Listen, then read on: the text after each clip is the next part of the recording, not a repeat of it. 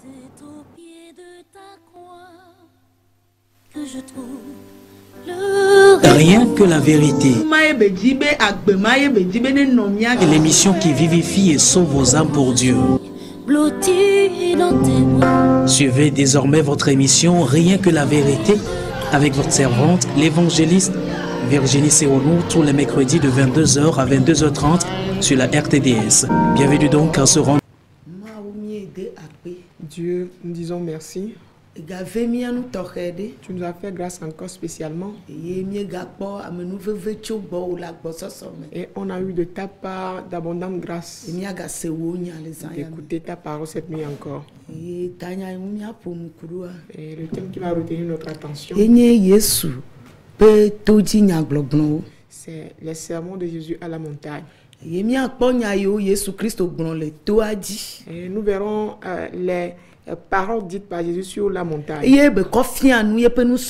Et par cette prédication, il a enseigné ses disciples. Et les choses qu'il les avait enseignées, ce sont des belles ou bien bonnes attitudes. Et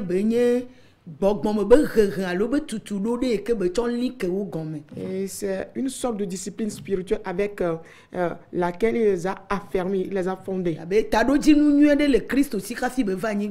Parce que Christ avait une bonne intention avant de venir sur la terre.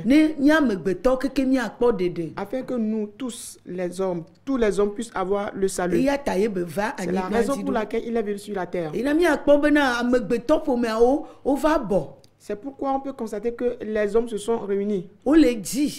Ils sont à sa recherche. Toute la terre est allée à sa recherche. Et les disciples étaient parmi eux. Et Jésus-Christ, il est monté sur la montagne. Dans Luc 6, du verset 11 à 21. Plutôt du verset 14 à 21. Excusez-nous.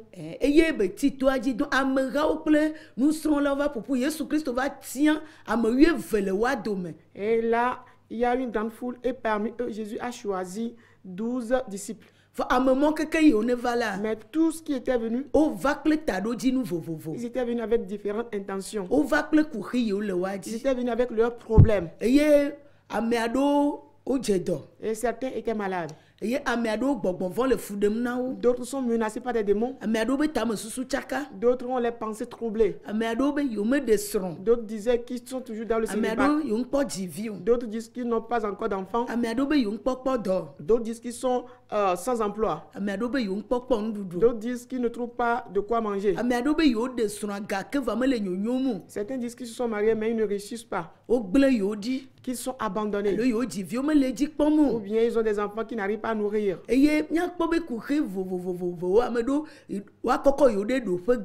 Et c'est des différents problèmes pour d'autres. Ils cherchent à avoir de promotion. Et d'autres disaient qui veut devenir des docteurs, des médecins. Qu'ils soient des pasteurs, des évangélistes, qu'ils soient des enseignants, qu'ils soient des apôtres, qu'ils soient des pasteurs.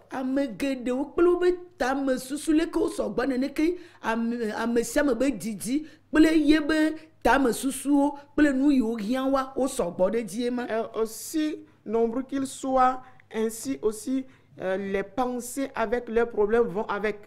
Et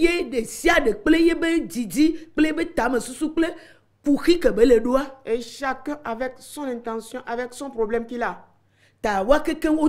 Et donc tous se sont approchés.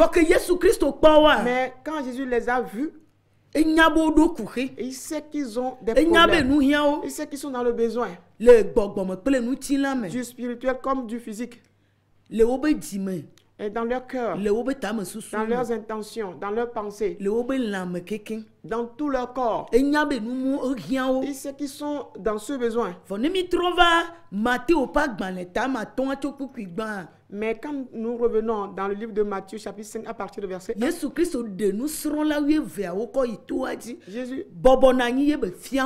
Jésus a amené les 12 disciples à la montagne et il a pris le temps de s'asseoir, de les enseigner. Qu'est-ce qu'il les a enseignés? Oui, nous disons qu'il a enseigné les béatitudes dont les Saintes Écritures nous ont parlé. Il sait bien que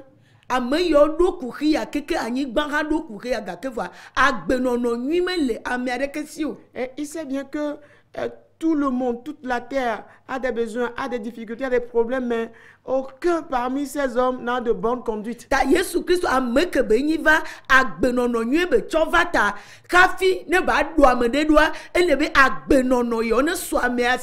Et étant donné que Jésus-Christ a une bonne conduite, une bonne attitude avant de venir, et afin qu'il puisse restaurer quelqu'un ou bien un homme, il va falloir que cette personne en question aussi puisse avoir ces bonnes conduites, ces bonnes attitudes.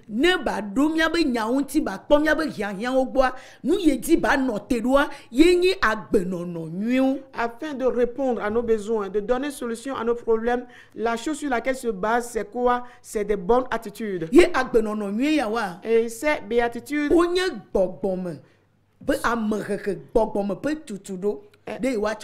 ces béatitudes constituent une discipline spirituelle qu'on doit nous donner. Et c'est Jésus seul qui détient ceci. Et c'est lui seul qui a de bonnes attitudes.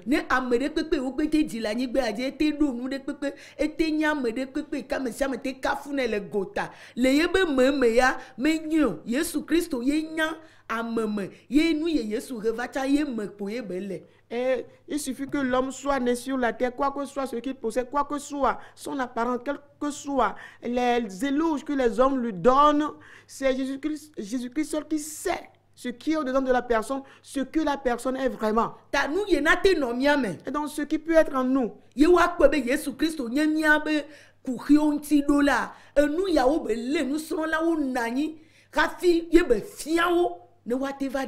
Et les choses qui doivent être en nous, afin que qu'on puisse être disciple de Jésus-Christ, qu'il puisse répondre à nos besoins, c'est ces choses-là qu'il a eu le temps de demander à ses disciples de s'asseoir. Et c'est ce qu'il leur a donné comme enseignement d'abord.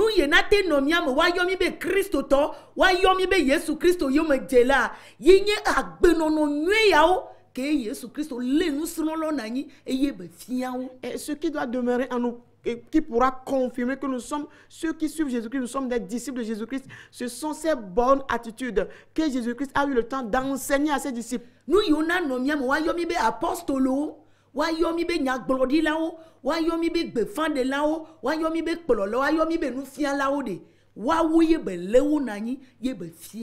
Des choses qui doivent demeurer en nous afin qu'on puisse nous appeler des apôtres, des prophètes, des évangélistes, des pasteurs et des docteurs. C'est ce que Jésus a eu le temps de faire asseoir à ses disciples et c'est ce qu'il leur a enseigné d'abord. Nous allons lire dans Matthieu 5 à partir du verset 1, dit ce qui vient. Voyant la foule, Jésus monta sur la montagne et après qu'il se fut assis, ses disciples s'approchèrent de lui. Puis, ayant ouvert la bouche, il leur enseigna et dit: Heureux les pauvres en esprit, car le royaume des cieux est à eux. Heureux les affligés, car ils seront consolés. Heureux les débonnés, car ils hériteront la terre. Heureux ceux qui ont faim et soif de la justice, car ils seront rassasiés. Heureux les miséricordieux, car ils obtiendront plutôt miséricorde. Heureux ceux qui ont le cœur pur, car ils verront Dieu. Heureux ceux qui procurent la paix, car ils seront appelés fils de Dieu. Heureux ceux qui sont persécutés pour la justice, car le royaume des cieux est à eux. Heureux serez-vous lorsqu'on vous outragera, qu'on vous persécutera et qu'on dira faussement de vous toutes sortes de mal à cause de moi. Réjouissez-vous et soyez dans l'allégresse, parce que votre récompense sera grande dans les cieux, car c'est ainsi qu'on a persécuté les prophètes qui ont été avant vous. Vous êtes le sel de la terre, Mais si le sel perd sa saveur, avec quoi la lui rendra-t-on?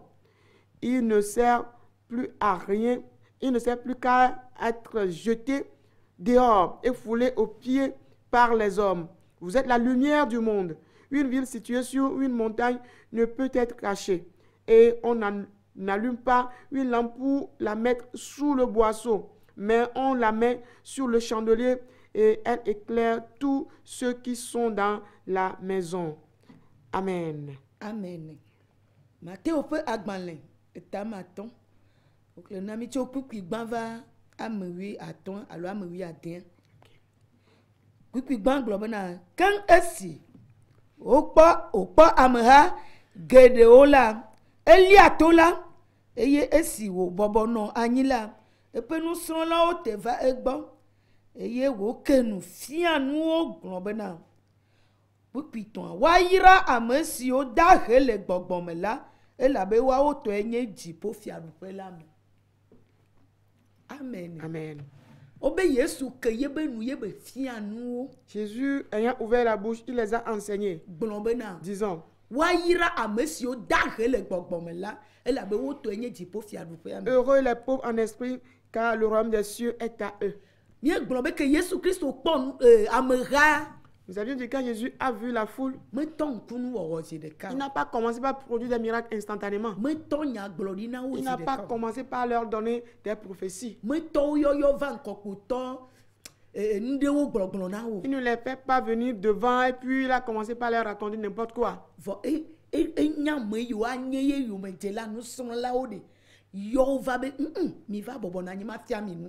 connaît ceux qui doivent être ses disciples, ceux qui doivent le suivre, et il les a dit, mais venez, je vais vous enseigner.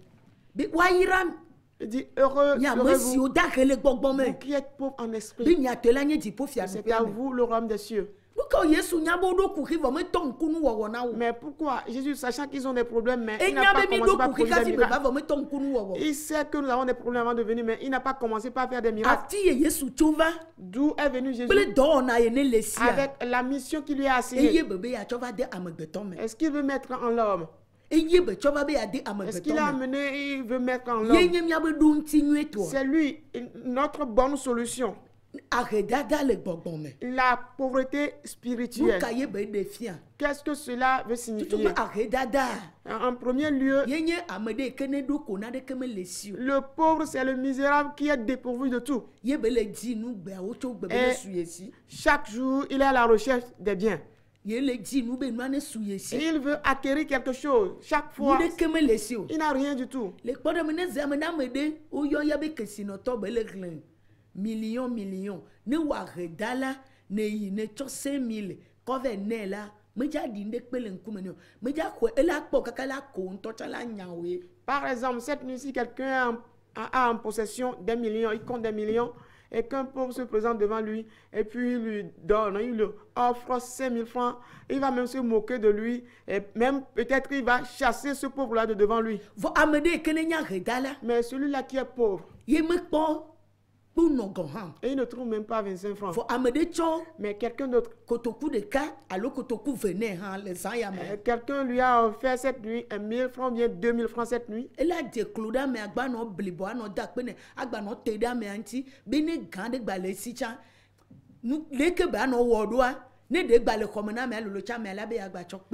oui, si à un pauvre, quelqu'un a offert cette nuit 1,000 francs ou 2,000 francs, vous verrez que ce pauvre se mettra à genoux devant la personne, lui rendant tous les hommages possibles et toujours accroché à la personne au point où la personne, s'il a d'autres sommes d'argent dans sa chambre, il pourra lui octroyer de nouveau cet argent-là. Et donc Dieu veut à ce que...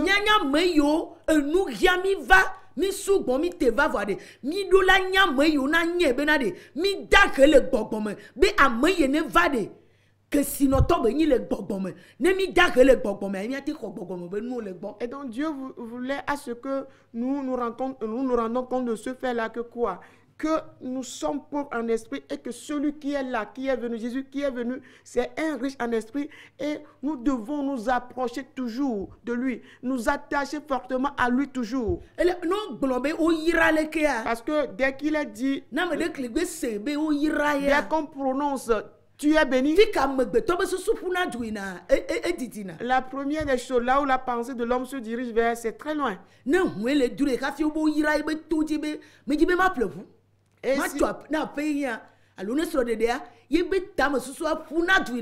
s'il a un besoin d'avoir une voiture, bien de construire une maison, bien de se marier, dès qu'on dit tu es béni, ses pensées sont focalisées entièrement sur ce qui est son besoin. Mais la bénédiction dont nous parle ici, heureux soit celui-là dont on parle ici. La liberté dont on fait mention ici.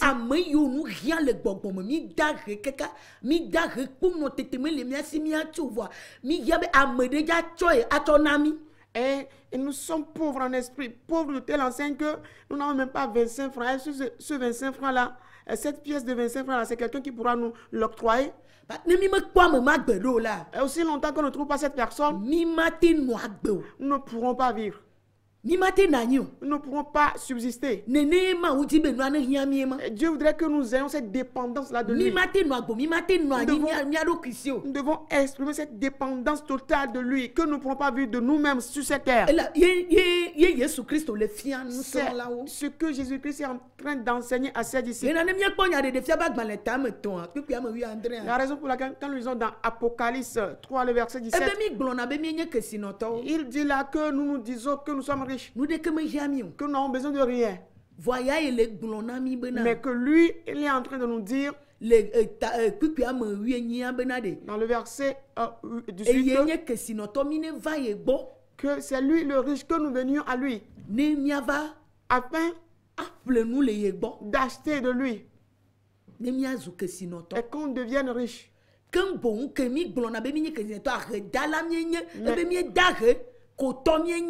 Mais il dit, quand nous disons que nous sommes riches, c'est que nous sommes pauvres, misérables même. C'est ce que nous sommes. Spirituellement, nous n'avons rien. Nous n'avons rien du tout en esprit. Et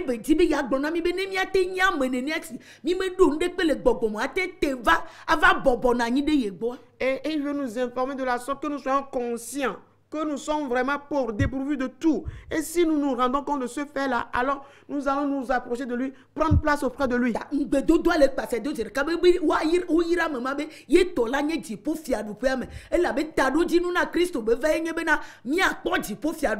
Et une promesse accompagne cette personne qui se comporte de la sorte instantanément. Et il dit quoi? Qu'il héritera le royaume des cieux. Le but de Jésus-Christ avant de venir dans ce monde est que nous héritions le royaume des cieux. Quoi qu'il arrive, que nous ayons en partage le royaume des cieux. Parce que c'est pour cette raison qu'il est roi. Qu'il a qu'il a déjà bâti son royaume afin que les gens puissent regagner ce royaume.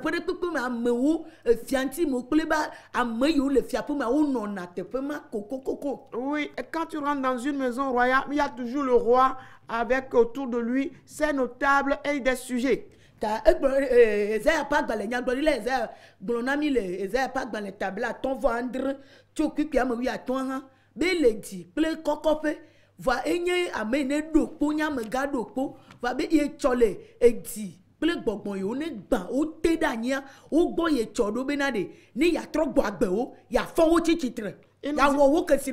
Il nous dit également dans Ésaïe 57, le verset 15 que quoi? Car ainsi parle le Très-Haut, dont la demeure est éternelle et dont le nom est saint. J'habite dans les lieux élevés, dans la sainteté, mais je suis avec l'homme contrit et humilié, afin de ranimer les esprits humiliés, afin de ranimer les cœurs contrits. Amen.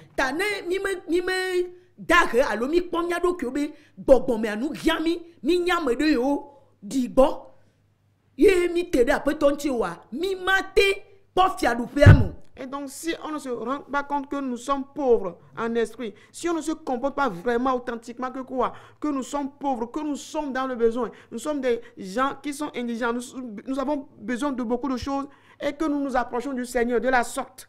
Si on ne le fait pas, alors nous ne pourrons jamais hériter le royaume des cieux. Si nous ne nous approchons pas de Jésus-Christ, nous aurons une mauvaise compréhension de de ce mot qui dit tu es béni. Et bah nyana senanami nya sena vivi ne bedo ko globo yira nyamane dinane mia seva nu ke ye Sofia enye nu veviede ye na be kplowo de odaga yine bo na joda la megbeto gbo ne wa kple ma ou ne wa fonu. Et si nous avons toujours de mauvaises compréhensions de cette expression qui dit tu es béni, et si on a toujours ce mauvais sens-là de la chose, ce serait très mauvais pour nous. La raison pour laquelle Jésus-Christ, avant de parler à ses disciples, il les a mis à l'écart, en dehors de la foule, afin qu'ils puissent comprendre ce qu'il veut leur dire, qu'ils puissent voir l'importance de ce qu'il veut leur enseigner. C'est pourquoi il les a mis à l'écart, pour leur donner ces paroles.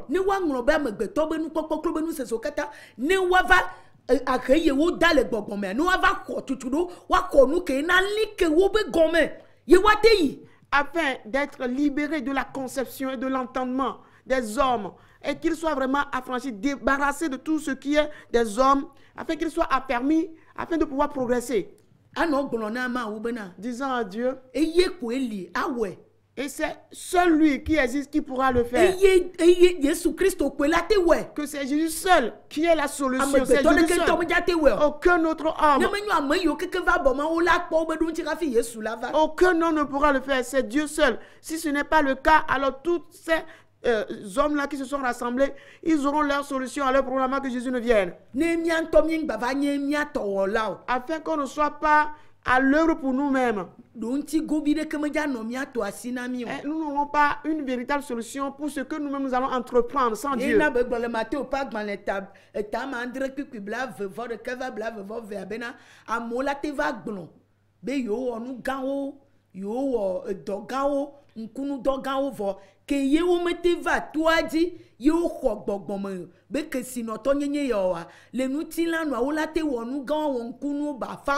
Mata la chofuno fribo mo la trono zufu wano didaseo wano glonumo be amone pogao wa wo millionnaire milliardaire over Yesu la glombe me Jésus Amérique.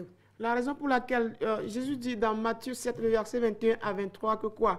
Et que les gens feront des grands choses, des grands miracles, ils feront des choses pas possibles, des choses qui épouvantent tout le monde. Il peut faire des gens, des riches, il peut transformer des gens qui sont atteints, qui ont des problèmes de fibrome, transformer ces fibromes en de grossesse. Ils sont en mesure de donner des enfants, il peut même faire des gens, des millionnaires, faire des hommes, des millionnaires, des milliardaires. Mais étant donné qu'ils ne sont pas venus à la montagne pour écouter ces béatitudes, avoir ces fondements que Jésus a donné à ses disciples, en fin de compte, Jésus leur dira qu'il ne les connaît pas. Du quoi le cliquiam, parce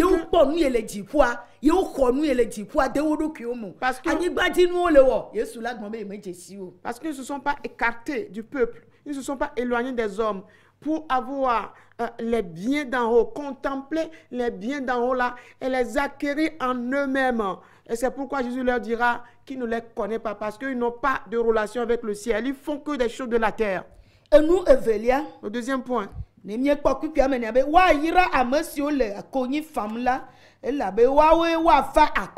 verset 4 dit, heureux les affligés, car ils seront consolés. Dit, heureux ceux qui sont affligés, se lamentent, qui pleurent, ils seront consolés. Il est dit, de quel genre de personnes il est en train de parler? Ceux qui ne continuent pas à s'approcher de Jésus-Christ. C'est à eux qu'il adresse ses paroles. Quel genre de larmes il faut verser? Quelle lamentation il faut faire? Quelle affliction on doit être sujet?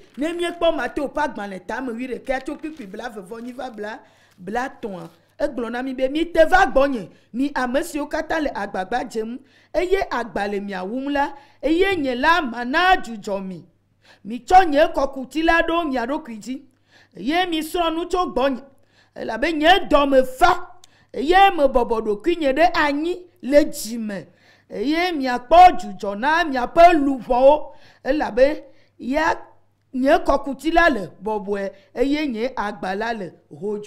Matthieu 11, 28 à 30 nous dit ce qui vient. Venez à moi, vous tous qui êtes fatigués et chargés, et je vous donnerai du repos. Prenez mon joug sur vous et recevez mes instructions, car je suis doux et humble de cœur, et vous trouverez du repos pour vos âmes, car mon joug est doux et mon fardeau est léger. Jésus nous demande de nous approcher de lui. Nous qui sommes chargés, il y a une charge qui nous dépasse et que nous pourrons nous approcher de lui. Parce que celui qui est dépassé par la charge qu'il a sur lui, il se lamente. Il endure de l'amertume. Et il est livré à la souffrance. Celui sur qui pèse un joug, il est chargé vraiment. Et il se lamente. Mais quel genre de lamentation nous pourrons éprouver nous?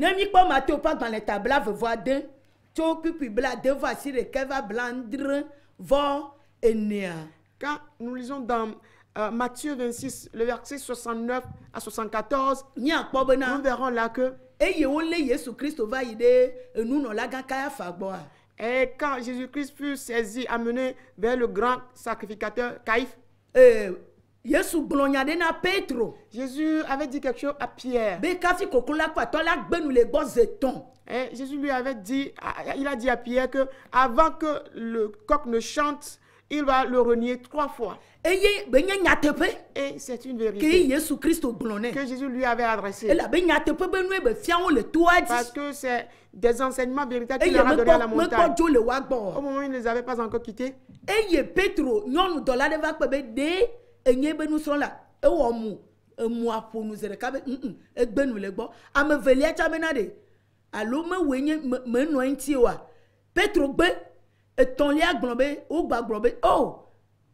Et wonu fofuade le de ho me no Kristo ya nti kwa e da si atan kaka ye be da fi popode e to fi popode ye dokui te pema ye be don ku be o fi onu de ye o le toadi ye be tro pata ye be to avi fafa to nu kaka.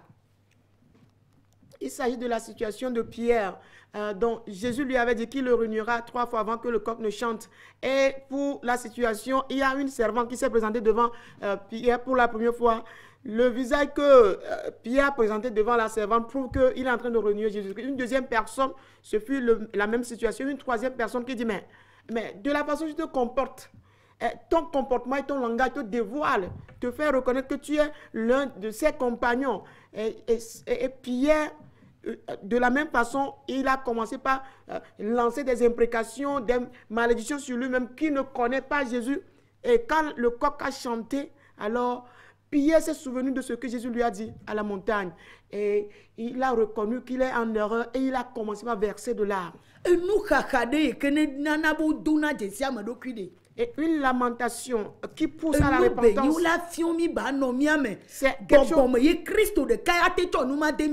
C'est un enseignement qu'on doit nous donner et que nous devons avoir ce fait en nous. C'est Jésus seul qui pourra mettre ceci en nous, ce caractère en nous.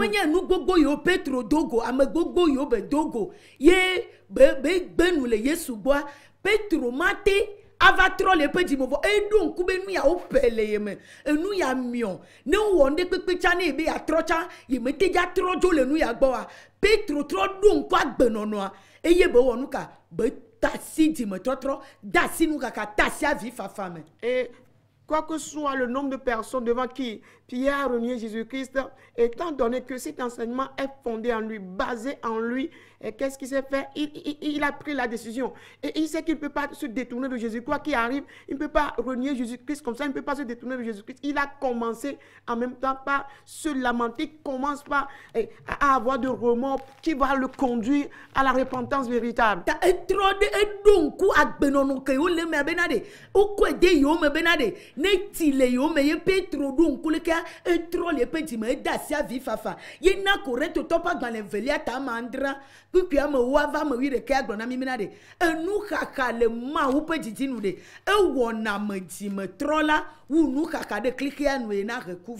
Oui, étant donné que Pierre est vraiment immergé dans cet enseignement.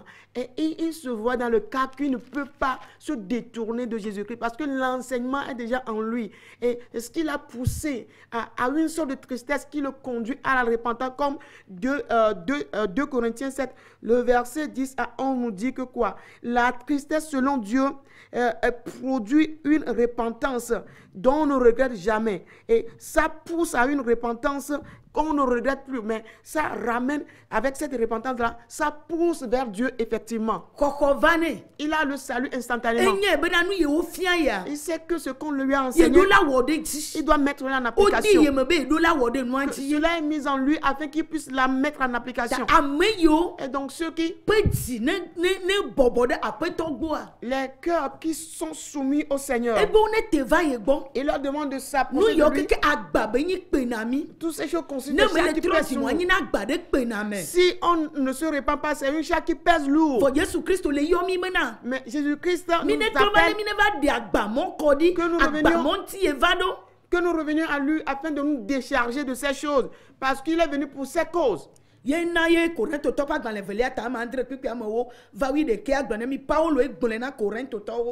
pourquoi 2 Corinthiens 7, le verset 10 à 11 nous dit cette réalité. C'est Paul qui a écrit ceci aux Corinthiens. Quand tu te lamentes, si tu as la tristesse selon Dieu, selon la volonté de Dieu,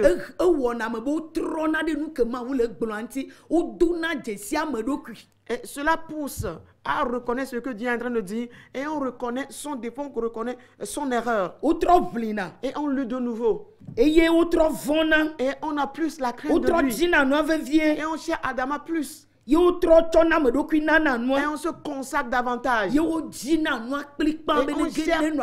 cherche à tout prix, quel que soit le prix à payer pour avoir en soi ce dont on est en train de chercher.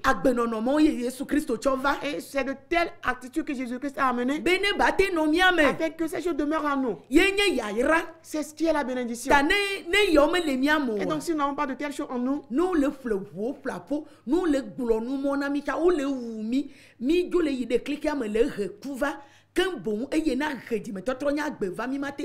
et si même on n'a pas ces choses en nous et qu'on nous donne des voitures, on nous donne quoi que ce soit comme richesse, ça va plutôt nous enfoncer dans la mort, va nous retourner dans le monde. Et au moment où ces choses ne sont pas en nous, ces attitudes ne sont pas en nous, est-ce qu'il fera que tu peux n'importe qui, mais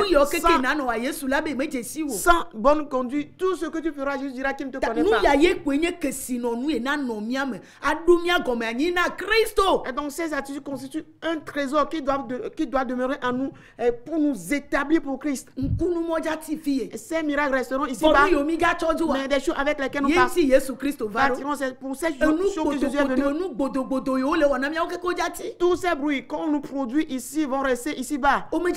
Ces choses ne seront plus.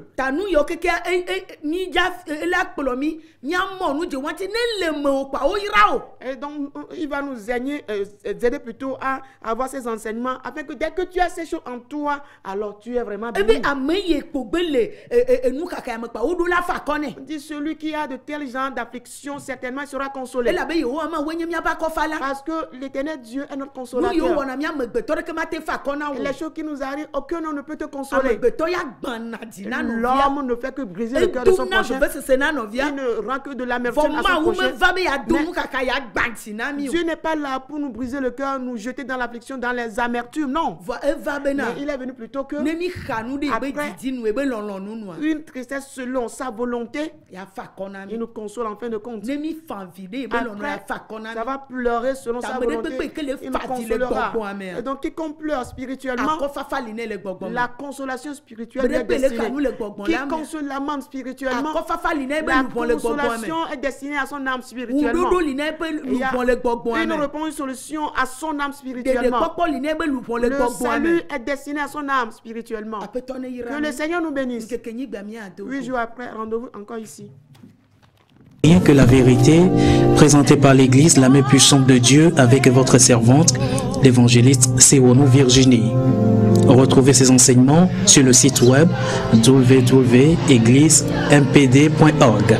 Téléphone 90 95 11 94 98 22 53 21. C'est vous les bénis de Dieu. À la prochaine.